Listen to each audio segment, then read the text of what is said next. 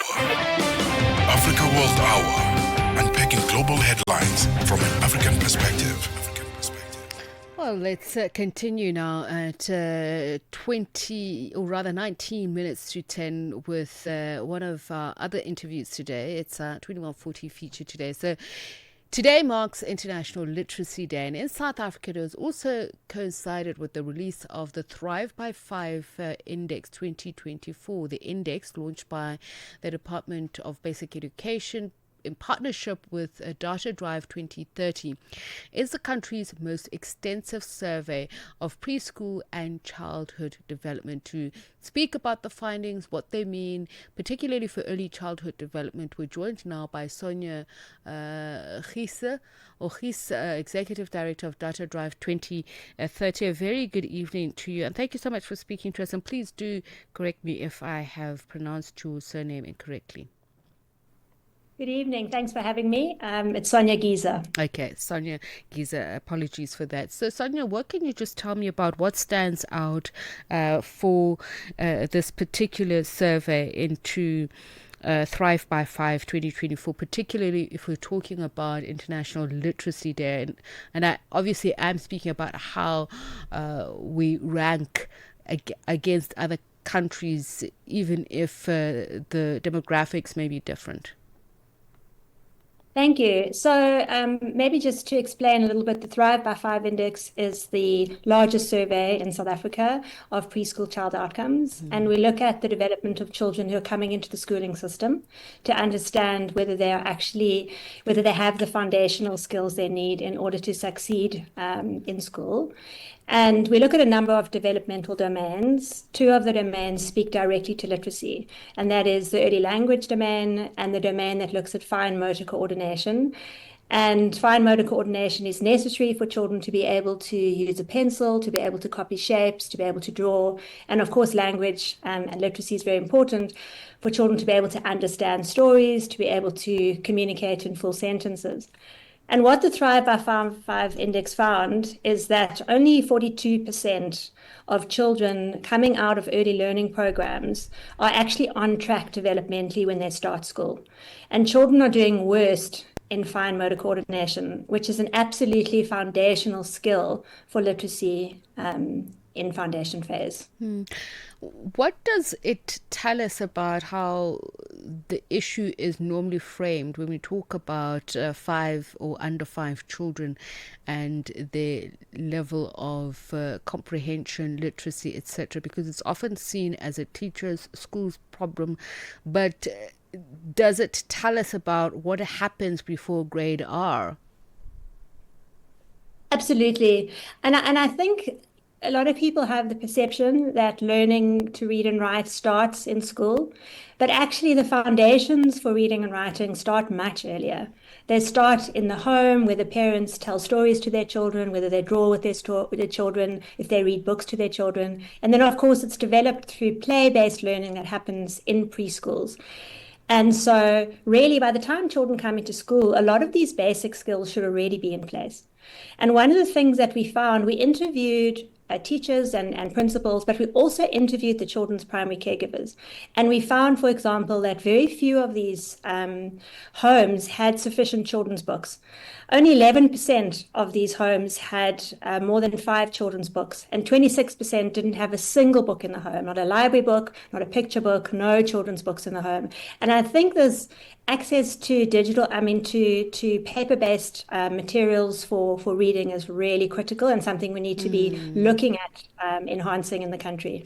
And you know, interestingly, as you were speaking, I was just thinking about when we were doing some work with the Nelson Mandela Foundation, and part of the work that we were doing was try, or at least that's something that I'm passionate about, is sourcing books for families that don't have. And it was just such an amazing thing to find out that the Rotary Club actually has so many books, dozens and dozens, that they can give you for you to donate. So it's just also about teaching parents that you don't have to buy books, and that they themselves have to form a love of reading. Is there enough of that advocacy work that is being done, or are just people so focused on digital entertainment, because it's easier to ignore children and leave them to their own resources. It doesn't really involve the parent being present or the guardian. I think there are a few things that are at play here. I think the one is that digital devices have become kind of an easy go-to for parents. I think the other thing is that a lot of parents, I mean, 70% of children under 6 in South Africa live in very poor households, and a lot of parents are under a lot of strain. And it's just not a top priority for parents when they're trying to put food on the table. Yeah. And I think parents also don't understand the important role that they play. One of the striking findings from the index was that while only 42% of children were developmentally on track, 91% of caregivers thought that their children were on track or even advanced. And so there's a mismatch between parent perceptions of how their children are developing and the reality of how their children are developing. And I think this is a massive red flag, because if parents aren't aware that their children are falling behind, if they don't know what developmental milestones their children should be reaching, they're never going to reach out for help. And we sometimes use very skewed developmental indicators, because I want to get into, if we look at our long-term economic and social trajectory, what does this index of yours tell us about language, identity, and learning in a multilingual country such as ours, where sometimes if you don't speak English, you're not considered as intelligent or actually having literacy skills? I think that's a really important point, and we took that into account when we developed the Thrive by Five Index. So the tools that we use for assessing children are all administered in the child's mother tongue, and I think that's really, really important. And I think it's very hard for families to actually find books that are written in vernacular, and that is something that we're having to address in this country. We really need to understand that. And what was really amazing is, we asked parents about the languages that they speak to their children, and more than 50% of 4-year-olds in South Africa are multilingual. They're speaking more than one language. And I think that's something that we don't often appreciate, the value of that kind of development. And so it does make literacy and language a more complex thing to measure and to support.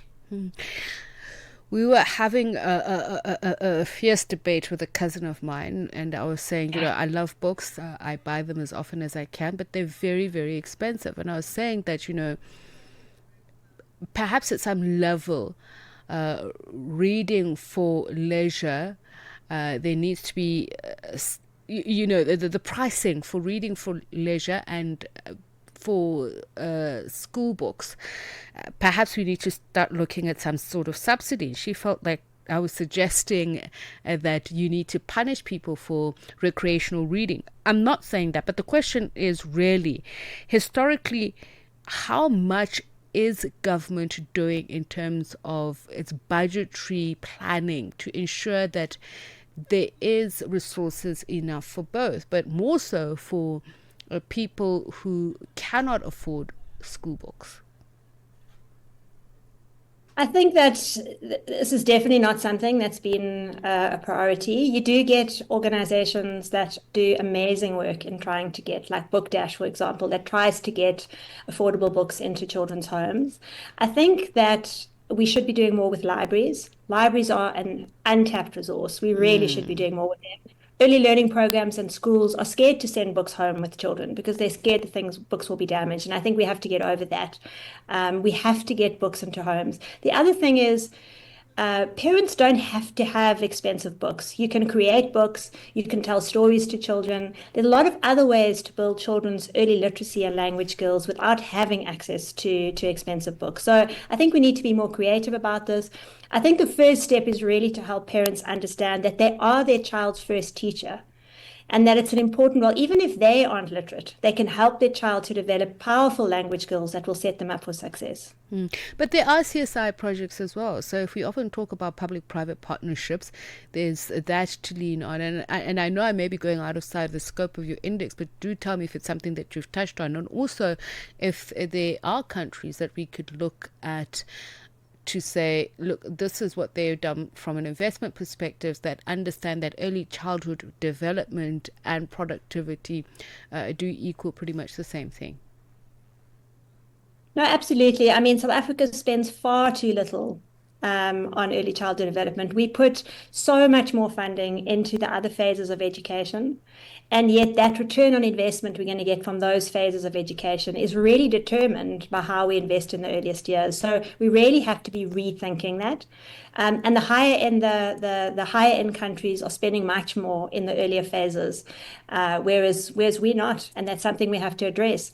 And what we know from our data is that the way children perform, the scores that they get on the assessments that we do at the age of 4, predict how they're going to perform at the end of grade 1, and they predict the early grade reading assessment and early grade maths assessments that are done in grade 2. So we really are setting the trajectory, and that determines ultimately the economic success of the country. And the work that you've done, you had a 2021 index. We're speaking now about your 2024 index. Have you seen changes in government policy? Do you think you've been able to influence government on some level on the insights that you share with your index and its results? I think the 2021 index was quite groundbreaking in that it was the first time that we could really put data on the table for Treasury to say, the state of early childhood in South Africa. And that was one of the key factors that motivated for an extra 10 billion rand to be allocated from Treasury to early childhood development. So that was really, it's the most funding that's ever been allocated over a 10-year period. And while it's not enough, it definitely goes some way towards improving things. So I think that was definitely an influence. And I think from the 2024 index, we're able to get much more granular information because we collected much more data. So we've got a lot better understanding of the very specific things that the government and the private sector and NGOs need to focus on in order to really move the needle on young children's outcomes in South Africa. And so I really hope that over the next 3 years, we are going to see a significant change. And so that by 2027, when we run the index again, we'll hopefully see improvements. Okay, so I know I'm putting you on the spot, but even though South Africa does have fiscal pressures, if you were to meet the finance minister now, what would your elevator pitch be to say, look, put more money into early childhood development? I think my elevator pitch would be that they're already putting a lot of money into education and it's a waste. Unless you actually put the money into early childhood, children are coming into the education system unable to benefit from the investment that government's already making. You've got high rates of grade repetition, high rates of dropout. We can save costs in the long run by investing early. And finally, to parents, what can you say to them to say it's not too late if you are listening as a parent or a caregiver or somebody who is interested, who's got nieces, nephews, etc., to say there is one practical thing that you can do now if you haven't started doing it to help improve your child's literacy levels, or even those that come behind them, if perhaps you feel like you failed with one or two, but there's still more to deal with. So it's never too late. One can always help a child to develop better at any stage in development. And I think that I would encourage parents to speak to their children, have conversations with your children, show an interest in your children, and follow your children's interests. One of the findings from the index as well was that in early learning programs where they engage children's natural sense of curiosity, where they provided children with a sense of emotional security and safety, those are the children who really thrive. And those things really matter. And so I would encourage parents to have conversations with their children, to follow their children's interests, to support their children's learning, and to remember that they are their children's first teacher. Okay. Thank you very much for speaking to us. Sonja Giese, Executive Director of Drive 2030, just speaking to us about that Thrive by 5 index. It's a literacy index that looks at literacy levels, especially the levels of early childhood development here in South Africa. And we're speaking about this as we observe today, Thank you. International Literacy Day. Thank you very much, Sonja. And that brings the time to 5 minutes to 10. Let's take a look now at what to expect on African Diaries later on this evening. Sheila and Kumana in the studio. How are you?